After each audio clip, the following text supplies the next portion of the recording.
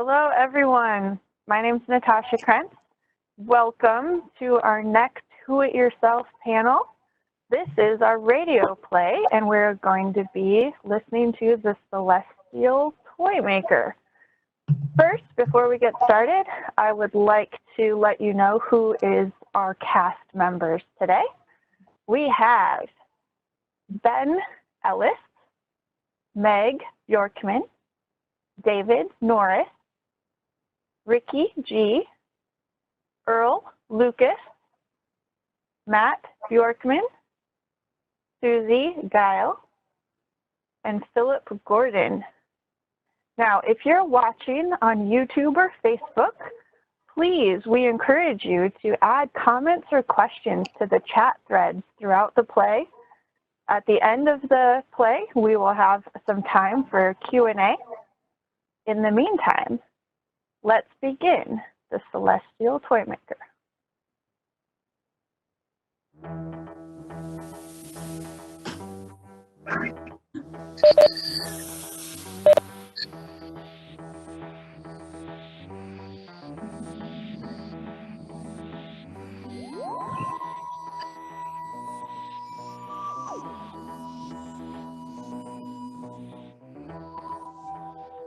Doctor Who, The Celestial Toymaker, Episode 1, The Celestial Toy Room.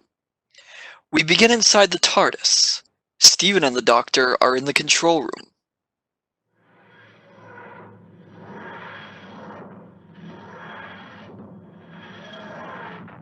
We're landing now, Doc. Good. That means the gravitational bearing must have rectified itself.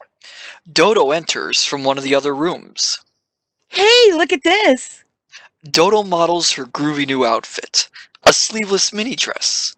On her head, she wears a cap with a visor. Isn't it fab? Stephen walks over to her and examines her clothes with approval. Yeah, it's very nice. Achoo! As the Doctor sneezes, he slowly fades away. Stephen and Dodo don't notice right away because they are facing each other. Bless you. Oh, Doctor, don't say you're catching a cold now. Now Stephen and Dodo turn toward the Doctor and discover that the Doctor has disappeared. Doc, where are you? The Doctor briefly fades in and out of sight, but then completely disappears. What do you mean, dear boy? I'm still here, Huh? Stephen and Dodo walk toward the spot where they last saw the Doctor standing. Doctor, you've vanished. What? Oh, nonsense, child, nonsense, You have. Stephen, do you think this is something to do with the refusions? Well, very much be. Oh, you're wrong. The Doctor begins walking around the control room. Dodo and Stephen turn and follow the voice. This is something far more serious. We're in grave danger. This is some form of attack. But we're still inside the TARDIS. The Doctor continues walking around the room, the voice floating around the TARDIS. Dodo and Stephen continue to follow it. That may be, my boy. But wherever it has great power and can penetrate our safety barrier. The TARDIS's scanner is not on. Thus the Doctor and the companions cannot see outside. They have materialized in the middle of an 8-sided room. Similar to the TARDIS itself, from every angle, lines stretch to the center of the room. The police box is situated at the exact point where the lines intersect. The room they are in is white and radiates a soft, incandescent glow. There is a plain wooden bench facing one of the walls, and against the wall, immediately behind the TARDIS, is a plain wooden cabinet. No one is in the room. Inside the TARDIS, unknown to Stephen and Dodo, the Doctor has again changed position. They think that they are still standing beside the Doctor. Don't just stand there, dear boy. Turn on the scanner.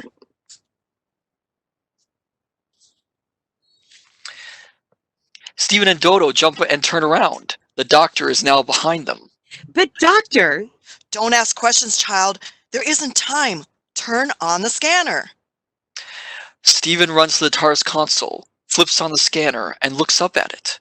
The screen is blank. No, it ain't working. Oh, yes, it is. When it isn't working, the screen is not as clear as that. This is part of the same trick. But what are we to do? Let's take off at once. That may be worse, my dear. Besides, I'm not only invisible, I'm intangible, which means that I can't pull the switches. Stephen moves around the TARDIS, searching in vain for the doctor's new location. Well, I can do it if you tell me what to do. No. Whatever it is, we shall have to face up to it. Open the doors. But Doc, Open the doors. Stephen returns to the TARDIS console and opens the doors.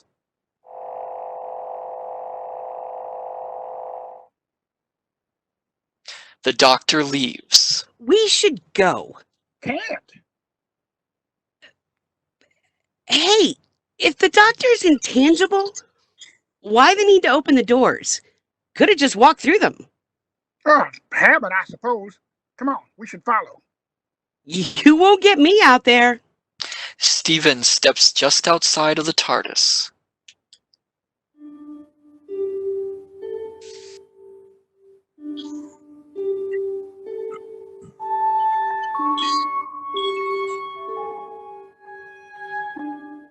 We're in the Celestial Toymaker's private 18th century styled study. The Toymaker is lounging in his chair, examining his spectacular kingdom. The walls are filled with dozens of toys of all types. Mechanical toys, electronic toys, dolls, bears, puppets, and masks. All around the room are antique tables, some laid with games, such as pinball machines and chess. The Toymaker's antique desk has a series of futuristic switches and buttons glowing softly with a carefully coded system of multicolored lights. In front of the desk stands a triangular table with the letters A, B, and C inlaid in each corner. On two sides of the table there are two chairs. The Toymaker, a tall, imposing figure, rises and walks over to a dollhouse, a large Victorian one with Victorian furnishings. He considers the dolls there, but passes them by. Next he goes to a miniature theater. There is a circus inside, featuring two clowns. Ah, you'll serve my purpose admirably. You're very good at games. Clowns always are. You can show the doctor's little friend some of your tricks in our games. He removes the clowns. One is a girl doll, dressed in a Harlequin one-piece costume. She is smiling. The other doll is a male, with a very sad face. He wears a white baggy suit with ruffles and a cone-shaped clown hat. The Toymaker puts them on the floor and raises his hand.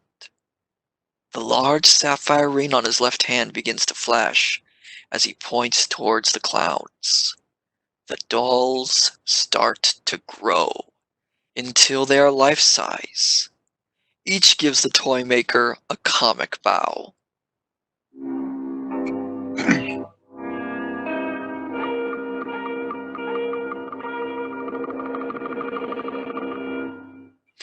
Inside the TARDIS, Dodo remains behind, while Stephen has stepped out to look around.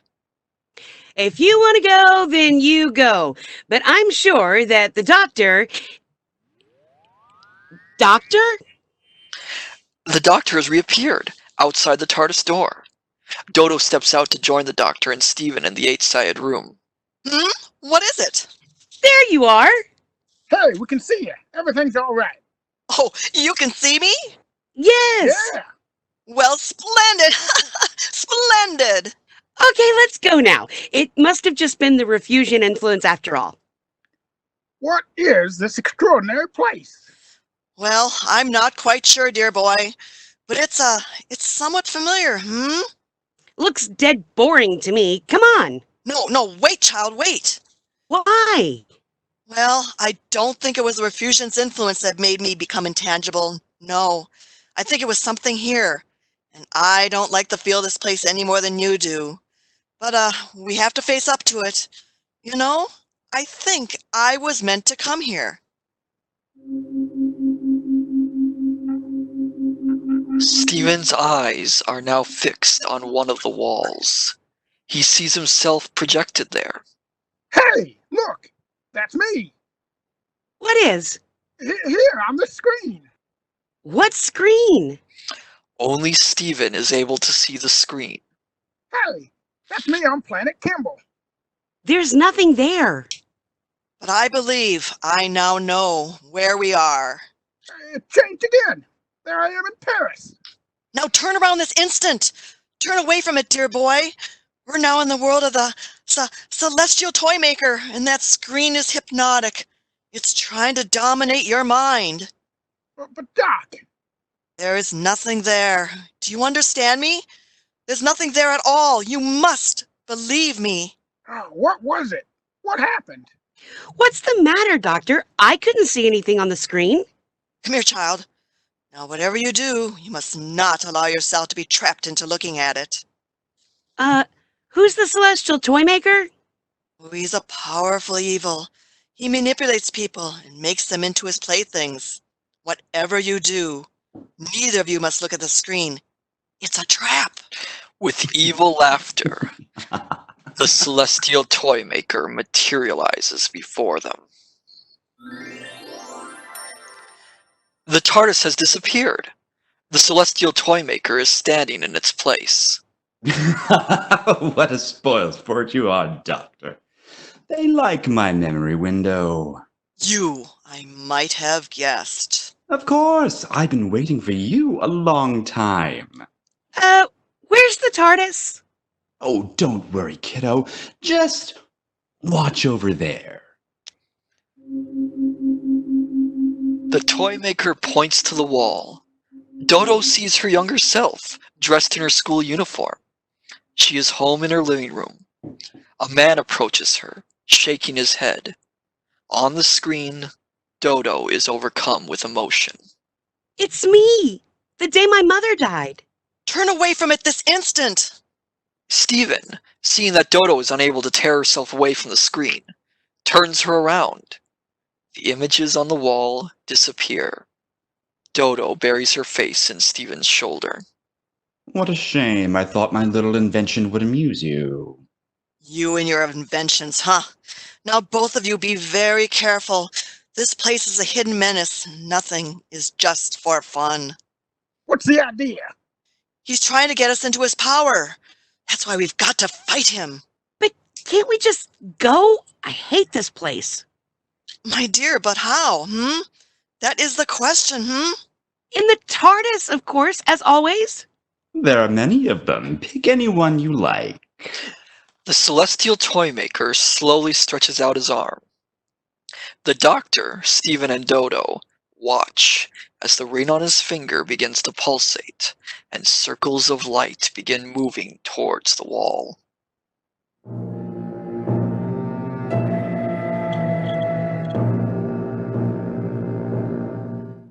The wall changes color and vibrates. Slowly the light resolves into a picture of an endless conveyor of police boxes. But there are hundreds of them. Yes, hundreds. Come, Doctor. No! Stephen and Dodo tear their eyes away from the wall and look back. The Doctor and the celestial Toymaker disappear. Now Stephen and Dodo are alone in the toy room. Having lost both the TARDIS and the Doctor, they are filled with dread. Doc! Have you gone invisible again? Nah, he's gone. That man's taking the Doc away. I don't like it. We should have never stayed. Yeah, well, too late now. Who was that man? I don't know, but we've got to find the Doc. Stephen looks around the room to see if any of the walls are illuminated again with images, but none of them are. He then points to the cabinet, and he and Dodo move toward it. Just as Stephen is about to open it, the door flings open, and a male clown's head appears around the corner.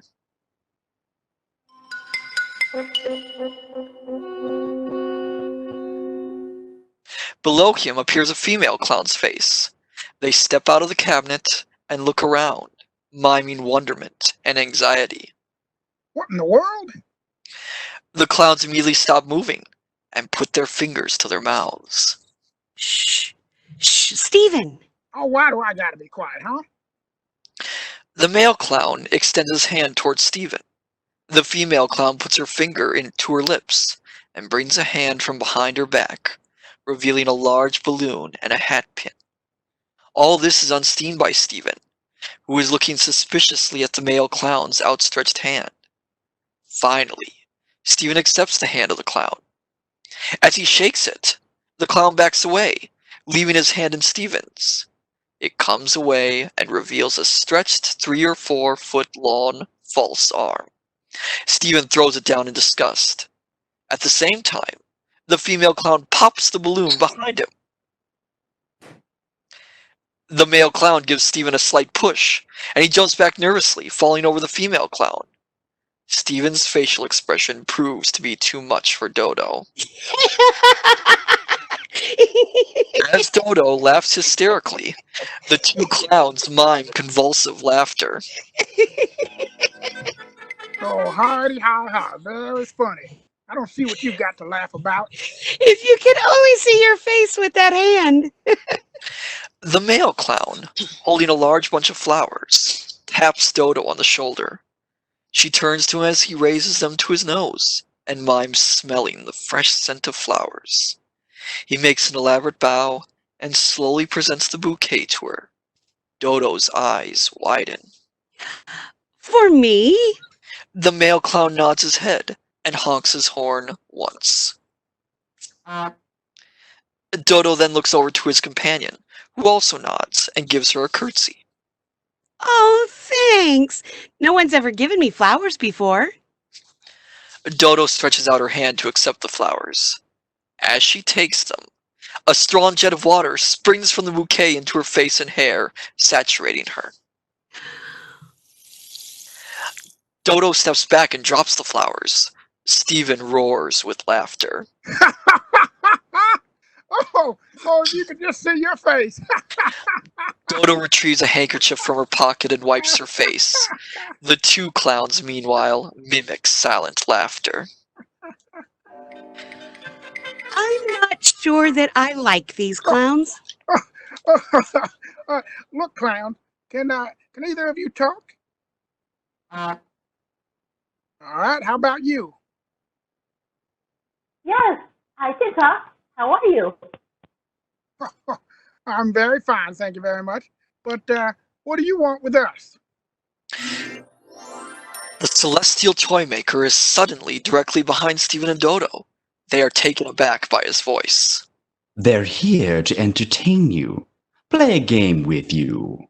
Oh, well, thank you very much. We've been entertained. We don't want to play your games. Now, where have you taken the doc? Taking the doctor. Oh no, my good man. The doctor and I are going to play a little game together. The Toymaker turns to one of the walls, and suddenly a robot appears.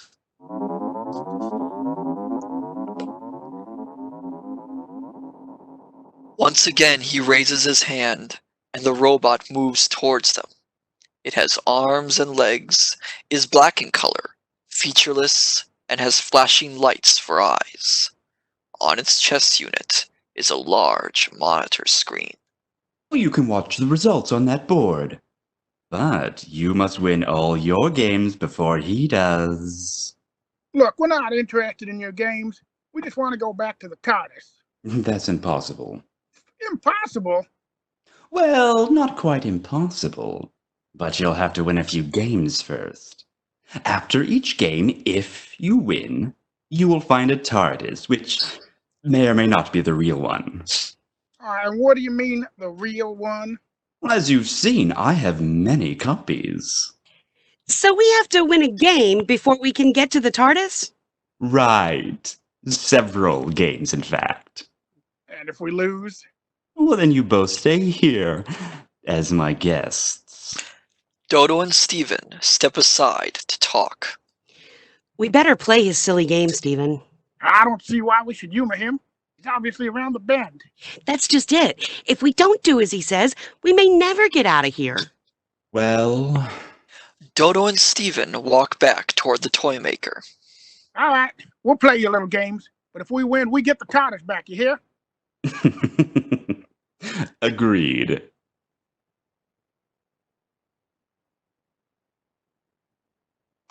And if you lose, you'll never see the TARDIS again.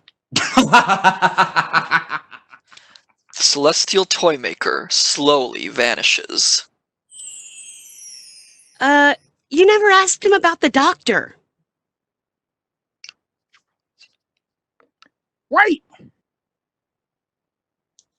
Well, the doctor probably has another game to play. I'm sure glad we ain't playing that one.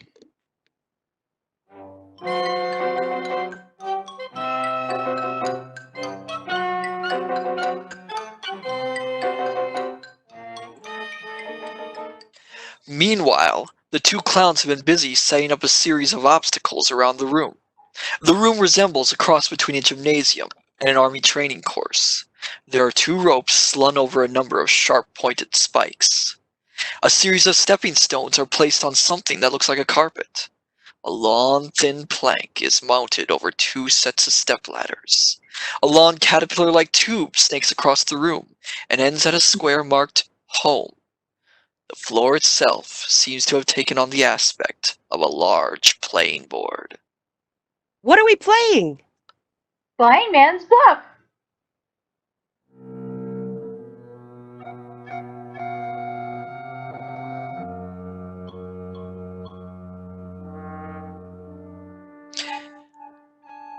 In the Celestial Toymaker's study, the doctor examines the collection of high-tech toys that are suspended from the end of the room. All are deadly weapons of destruction. There is a model of advanced missile, complete with a deadly warhead. It is made to scale with exact measurements. Next to it is a long, gleaming black hull of a nuclear submarine.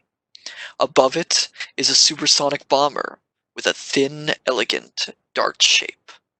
You will kindly cease this practical joking and let us go at once, Patience, Doctor, patience. You've only just got here. Relax, it's so nice to see you again. And now you have, so let us go. Always playing the fool, Doctor. The last time you were here, I'd hoped you'd stay long enough for a game, but you left in such a hurry. And very wise I was too, You and your games are quite notorious. You drop people here like a spider does to flies. Nonsense! I only want to provide amusements. And should they lose the game they play, you condemn them to become your toy forever, You know that's one of my rules, Doctor. But if they win, they're perfectly free to go. And if I refuse? Then you lose by default. Is that what you choose? No, I do not. Oh, I never should have left the TARDIS. You're so insatiably curious. That's why I ensured that your scanner would be blank. I knew that would bring you out. Another one of your conjuring tricks, What game is it you want me to play? The Celestial Toymaker smiles and gestures the doctor towards the table on which stood the Trilogic game. He waves his hand, and the three piles resolve into one big pyramid. Each segment of the pyramid from top to bottom is numbered.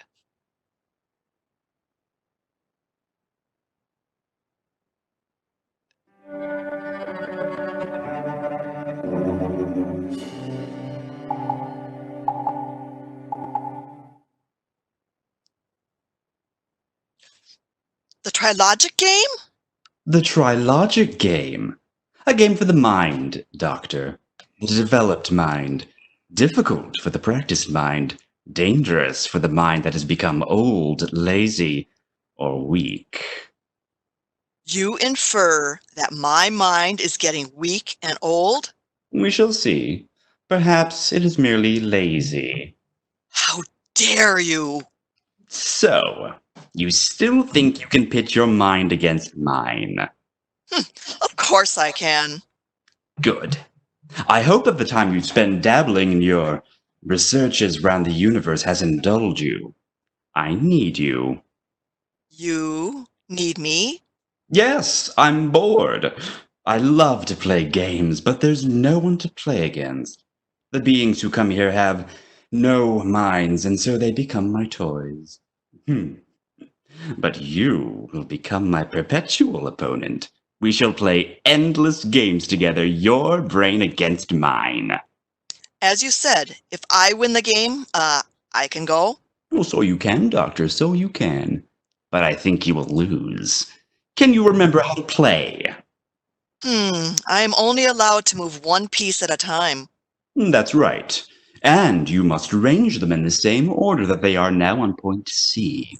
And, I am not permitted to put a large piece on a small piece? Correct. And you have 1,023 moves to do it in. That's the exact amount. And if you make one mistake, you lose. And to help you count, here. On the table is a tally recorder with 2 lines of figures. The top line reads 1023. The bottom line is 4 zeros. When the 2 rows of numbers match, the game is over. I see. Can I begin? Don't be so impatient, Doctor. Oh, there.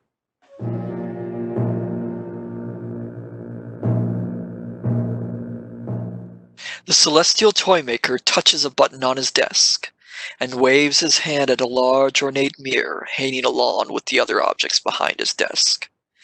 The mirror turns cloudy and then gradually clears into a picture of Stephen and Dodo with the clowns in the other room. We mustn't forget them. You're not asking them to play this game. Good heavens, no. They're on the competitive quest. Competitive? And, who are the others? 2 clown friends of mine. They are the home team. They will play against your friends and win the quest. Quest? What quest? The hunt for the TARDIS. Win the games and you get it back.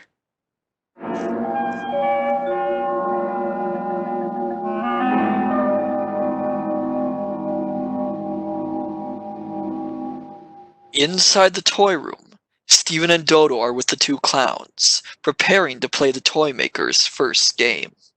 It's rather like a snakes and ladders set I used to have. Oh, look crazy to me.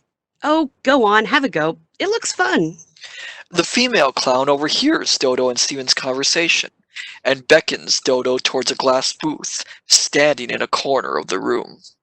What, me on that? Not on your life. But this is the game we have to play, right?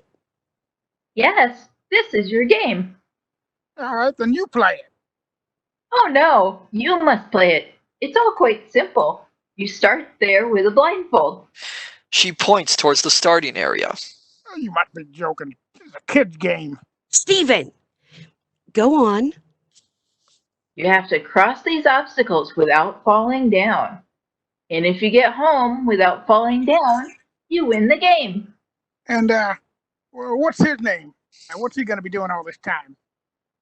His name is Joey. I'm Clara. He will play it too, of course. And if he loses? No answer that time. And what happens if we both manage it? Then we play it again until someone loses. Oh, that's just a great future the toy makers got mapped out for us. All right, Joey, old boy. You got what you want to show me how it's all done? That means yes, I suppose. Clara ties a blindfold over Joey's eyes. You must come with me. Clara takes Dodo and Stephen into the glass booth and shuts the door. This is where we control them. 1 buzz for right, 2 for left, 3 to stop, and 4 to start.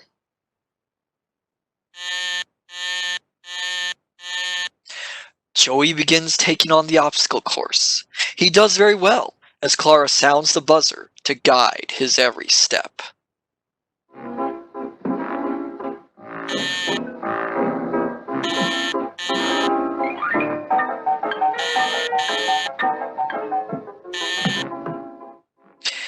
In the Toymaker's study, the doctor is watching Dodo and Steven intently on the monitor. The Toymaker is not in the room. The doctor quickly walks over to the Toymaker's desk and presses the intercom button.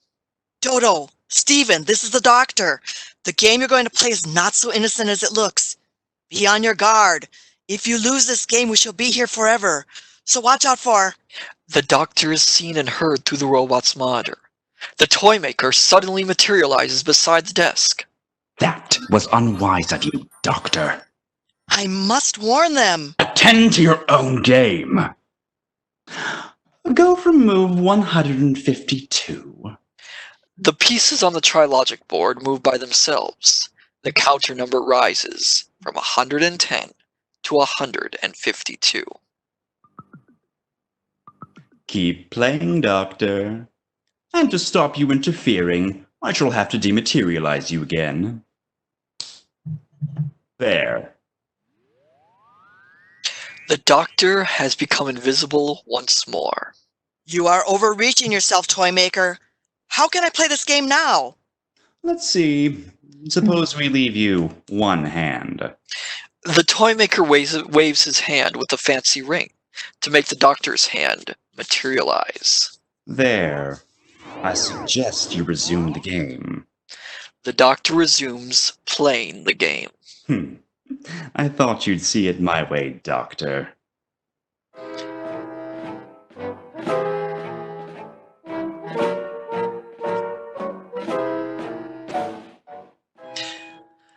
Back in the toy room, Joey reaches the end of the tube, and as he crawls out, he feels the end of the square marked home and stands up.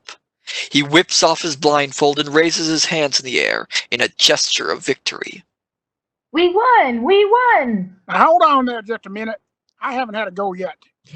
But the doctor warned us. It's all right. I can manage it. All right, let's see. Rope, 5 stones, step, plank, tube. Now, I can do it if you guide me. After all, he can do it. You remember the directions? Right, turn, 1 buzz. Left, 2 buzzes. 4 to start and 3 to stop. Steven exits the booth and walks out onto the floor. Clara follows him and ties the blindfold around his eyes. Can you see? Not a thing. Steven feels around for the end of the rope and grabs it. All right, I'm ready. Clara goes back to the booth and closes the door. Ready now. Steven takes hold of the rope, tests it with both arms, and prepares to swing. Dodo, to her horror, observes Joey, pretending to make sure that the first stepping stone was safe. He moves it about 1 foot to the right.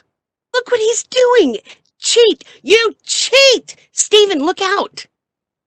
He can't hear you. Dodo runs to the door of the booth and tries to open it. It won't budge. The door is self-locking. Dodo looks around desperately and runs back to the control panel. Out on the floor, Steven, just about to swing across, almost overbalances as he hears the buzzes. Dodo, be careful. You nearly made me fall that time. Steven cannot hear a response from Dodo. He grabs the rope again and launches off to swing across the sharp spikes. Lowering his feet on the other side where he expects to find the stone, he finds nothing. He swings back again. He lowers his feet to safety at the starting point. Oh, what have you done now, you clown? You... One right? One right? Steven takes the rope, flexes his muscles, pulls himself up, and swings again in a large arc across the waiting pinnacle of steel below. This time, Steven swings more to the right. After extending a leg, he finds the edge of the stepping stone. He lands on it, a bit unsteadily. Ooh, that was close. Yeah, you'll get honk when I get this blindfold off. Now, I moved another. I moved the first to the right, and then to the left. Steven now stretches his legs out again, feeling for the next stepping stone. Once again, Joey nonchalantly kicks toss another stepping stone out of the way. Stephen thinks that the stone is to the left. Now what? What now? To the right? Wait. Stephen extends his foot, but can't find the stone. He tries again, almost overbalancing himself. Finally, he finds the step. Stephen repeats the step to the right. He feels for the steps leading up the plank, finds them, and sits down on the lower step, wiping his brow. I don't see how he has a chance of winning if you cheat all the time. Cheat? Oh no, it's just a few variations. They make it more fun. Stephen reaches the top of the steps, stretching forth a leg cautiously, feels for the plank. He tests it carefully, feeling it give under his weight. Then bringing his other foot up, he starts to edge along it toward the other end. As he inches forward, leaving the safety of the first set of steps, he begins to regain his old confidence. He steps out a bit more vigorously. Stephen sways to and fro, desperately fighting for his balance. Gradually, he rights himself. What was that? Oh, you again. I warn you. Tangle these clowns. Stephen sways again, nearly falling off the plank. He swings his arms to and fro to keep his balance. He reaches the end of the ladder, and Dodo, watching through the glass booth, sees Joey comically mind his anxiety not to get squashed in case Stephen falls off the ladder. Stephen jumps onto the top step, turns around, and walks quickly down to the bottom. He then makes his way for the tube.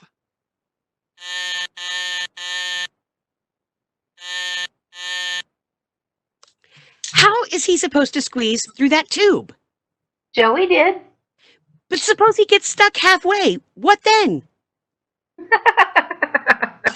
Stephen tries to get his broad shoulders into the tube. After several attempts, he decides to go through on his back. Then Joey seizes one end of the tube and drags it around into a large U, so that Stephen comes out at the same place where he began.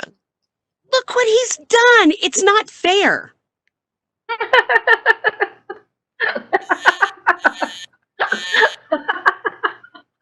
He goes back to the start. And you think that's fair? Dodo seizes Clara by the front of her costume and shakes her. Clara immediately becomes limp. Let me out of here! Open the door! I can't. Oh, you're just like a doll! A rag doll! I don't think this is funny at all. Stephen has pulled himself out of the other end of the tube. He straightens up and feels for the home square as he had seen Joey do. Instead, his hands encounter the stepladder. Tarnation! Look, I warned you. Stephen tears off his blindfold and examines the tube. It has been bent almost entirely back along its length, like a horseshoe. Stephen realizes that he's been wasting his time and effort. He is positively livid. He turns to Joey, who begins backing away. At the same moment, Clara bursts from the booth, followed by Dodo. We won! Oh, Stephen completed the course. We won! Now you'll never find the TARDIS. Oh, it's a draw. Now let's do it again. This time with him in the booth. Joey's the winner! Dodo looks around the room and sees Joey's discarded blindfold on the home square and picks it up. It is transparent. Stephen, look at this. You can see right through it. It's not a real blindfold at all. The clowns are silent. They back away, looking crestfallen. Stephen holds up his blindfold and compares it to Joey's. He then turns to the clown. Well, no wonder you were able to run around the course so easily. Let's try it again, only this time with a real blindfold.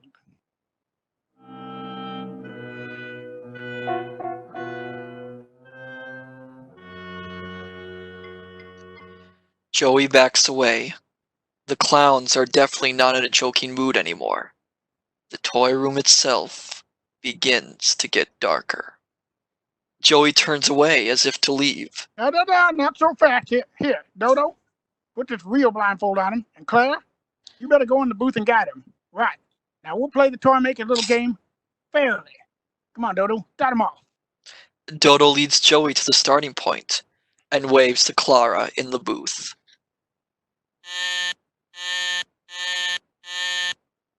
Stephen, I'm frightened. You notice he's not funny anymore. Joey swings across and lands on the first stepping stone. Step by step, he makes his way across the stones to the floor of the foot of the stepladder. Joey climbs to the top of the steps and sets his foot, a bit uncertainly, on the first plank. And now he shuffles like an old man. Suddenly, the plank sways violently. Joey holds up his hands in terror, as if he were going to fall. Stephen, you better stop him. He'll fall. Oh, we can't stop him now. It's him or us. Go on, Joey. You can't stop now. Joey steadies himself and commences moving across the plank. His steps get slower and slower. Suddenly, Joey sways on the plank and then crashes to the floor.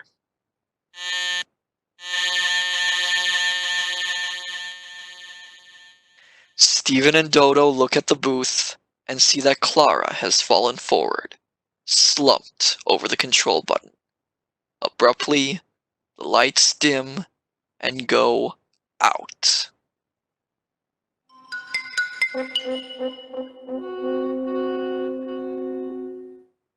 At the far end of the room, one of the walls lights up, and there appears a police box. They move across the room with caution. They examine the police box, only to discover that it is a fake TARDIS. It can't be empty. Oh, it is. Hey, look. It's just an empty police box inside. Not completely empty. What's this paper on the floor? It says, 4 legs, no feet, of arms no lack. It carries no burden on its back. 6 deadly sisters, 7 for choice. Call the servants without voice. Oh, what does it mean? It's a riddle. And here's a way out. The back of this box is open. Perhaps this riddle is to tell us where the TARDIS is. Or perhaps it's just another game. Anyways, we've got to find out. Stephen goes through the opening in the back of the police telephone box. Dodo remains behind and looks back at the toy room.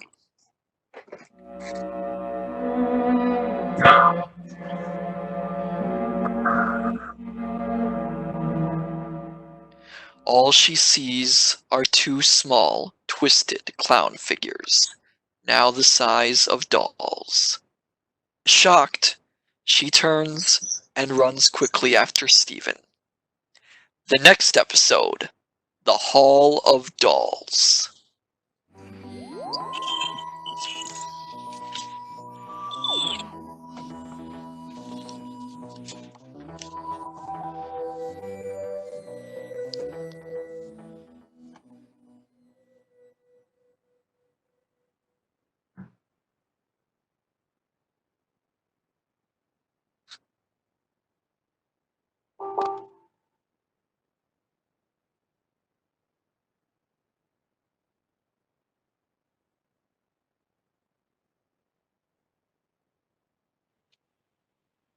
Would be helpful if I unmute.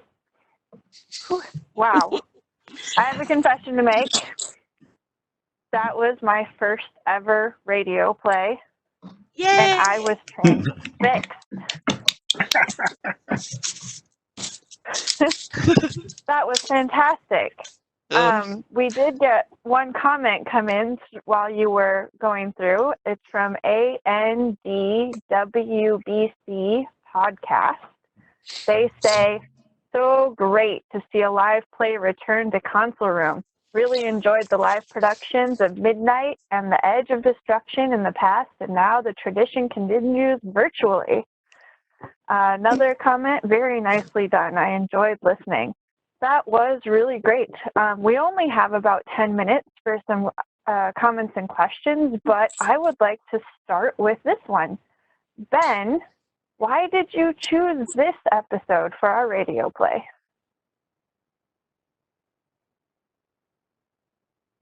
Can you hear me now? Yep. Yes. Oh, good. One day I'll get the hang of the mute, unmute button. The reason I chose this play, well, there were a couple reasons. One, it's like you can take any Doctor Who story, in my opinion, and turn it into a radio play. But on the other hand, you can, go on BritBox, or you can rent a DVD or listen to a Big Finish CD, and that's great. And with Celestial Toymaker, obviously, it's available as an audio play done by the BBC, and also it's available as a book. I could be wrong, an audio book. But the thing is, you can't see those Celestial Toymakers. So I wanted to do something that hadn't been done before, that people could listen to and enjoy, and just a different interpretation, a different take on it. And that, to me, that made it exciting. And just to have the amount of characters in this first episode, the script was perfect. Because I love to collaborate. I love to work with a team. And also, I hadn't directed in 20 years since high school, so it helped. You did a great job, Ben. Thank you, Ben. Thank you. Thanks, Ben. Yes. And I also want to just give a couple of shout outs too. Riki G, I really appreciate you coming in and helping me with the script and doing your edits. My pleasure.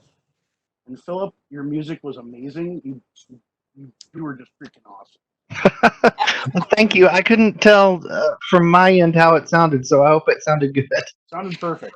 I got to tell you, Phillip, your interpretation of Joey's dialogue was nothing short of remarkable. Exactly. Yeah. Fabulous. Just fabulous.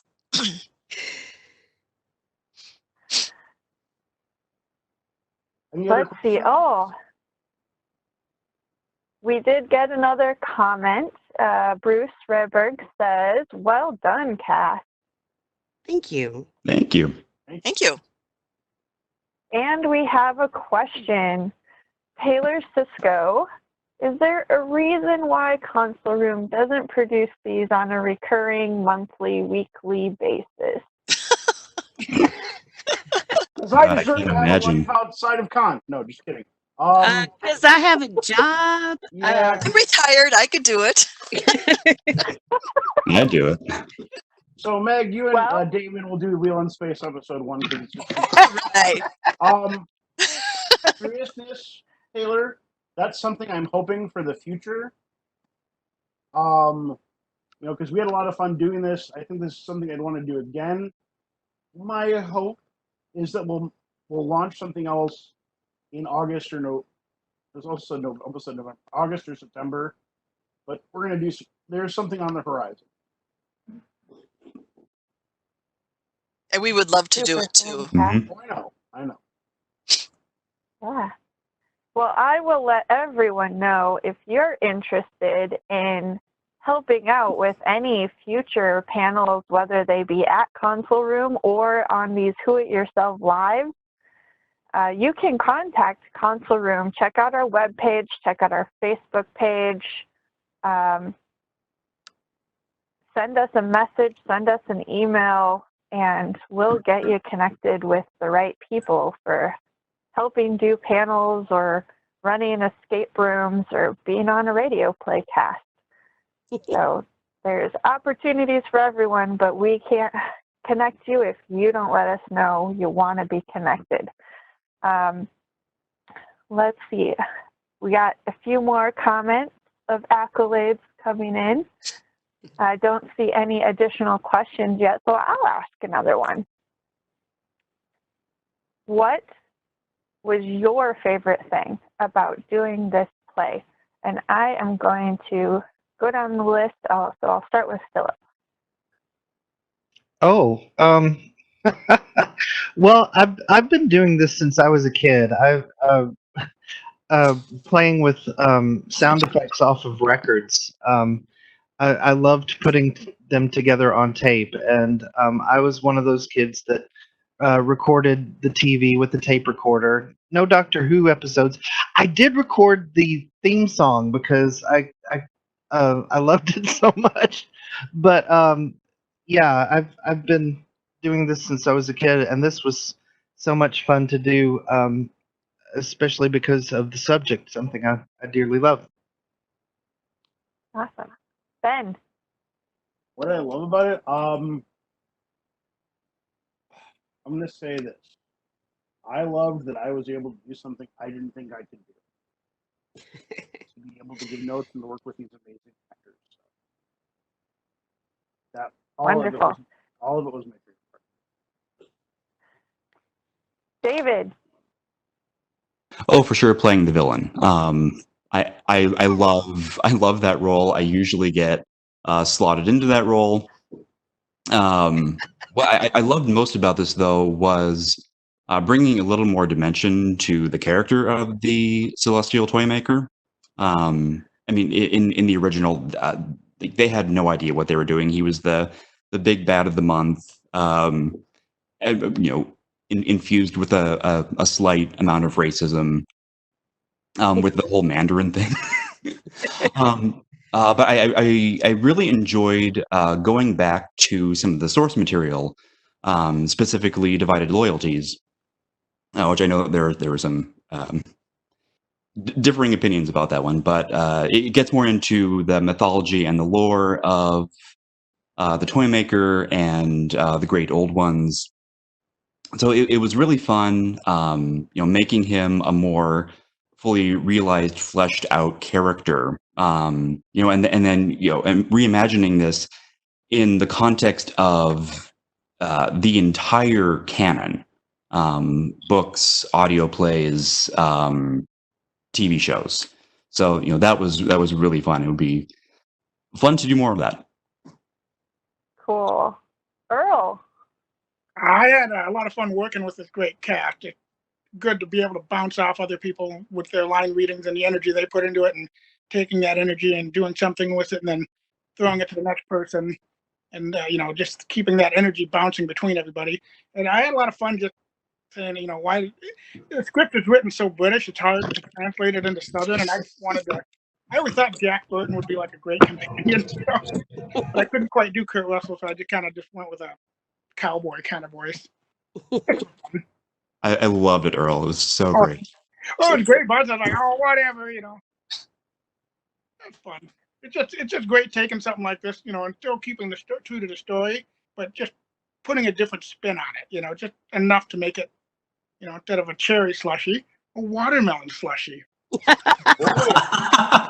don't know. Or that one that Stupid America had, the mango pineapple. That was good. Yeah. Anyway, I'm sorry. Sidetracking. Thank you. Matt. It was just wonderful to get a chance to act again, which is something I haven't done since college. So it was, and I love classic Who, so this was like a dream come true to be able to do some acting based off Doctor Who and being able to participate. Thank you. Meg. Well, being a part of theater has been my life forever. I was in a ballet company for years ago, so acting is kind of in my blood, and being able to do the Doctor, oh my gosh. I've tried to do it in my own interpretation, thinking, well, let's see, grandmother, I'm a grandmother, I could do that, be the mom to them, and it's just such an honor that Ben asked me to be the Doctor, so I love doing that. Thank you, Ben. You're welcome. Wonderful. Riki. Oh, that's easy. The best part about radio play, theater of the mind, that sort of thing, is that you get the opportunity to play someone that's a third your age. That was fun. I mean, what other opportunity would I have to, to play an 18-year-old? That's kind of cool. So, I mean, I talk for a living. I'm a voice actor for a living. But my official description is middle-aged American female. That's my official description. So getting to play an 18-year-old, I'll never pass that up. All right, Susie. I don't know. It just sounded like something fun. I'm not one to be, on center stage or anything like that. I'm really into, behind the scenes stuff, how things are put together. One of the things I like doing here in the city is helping set up equipment for local concerts. That gets my adrenaline going. So to be able to do something without anybody actually watching me, it takes a lot of the pressure off. I would love to do it again. So thank you, Benjamin. And great T-shirt. Thank you. Susie representing. Yep. Wonderful, wonderful. We have one follow-up question from Taylor. Can we do a podcast of console room audio dramas? Taylor, we will definitely be talking about doing these radio plays on a more recurring basis. Yeah. I'm glad everyone enjoyed them. We are getting close to out of time, so I want to say thank you again so much to the cast of the radio play. This was fantastic. Thank you to Hugh and Amber. I'd like to Thank give a you to special Hugh shout and out to Larry. Yes, thank you, Larry. Larry. Larry brought all the tech aspects of this in for us. We appreciate that. Yes, Larry is our broadcaster, helping make sure we're all in the same page. Amber and Hugh, for this one, they have been our Facebook and YouTube watchers, passing on those comments and questions from that side. And last but not least, for all of you who've joined us and watching this panel today, thank you for joining us. If you don't already like or follow our pages, find our social media pages. They're down there. Like and follow them so that you get updates whenever we're doing future activities. Speaking of future activities, following this panel, there will be another activity posted. This one is called Caption This, where we're going to post a few Doctor Who themed photos. You guys come up with what those captions are. And starting at 1 o'clock Central Time will be our next panel. That is called Comic Creators of Doctor Who. It's featuring Christopher Jones and Katie Rex. And we hope to see you all then. Thanks, Natasha. Thank you, Natasha. Thank you. Thank you.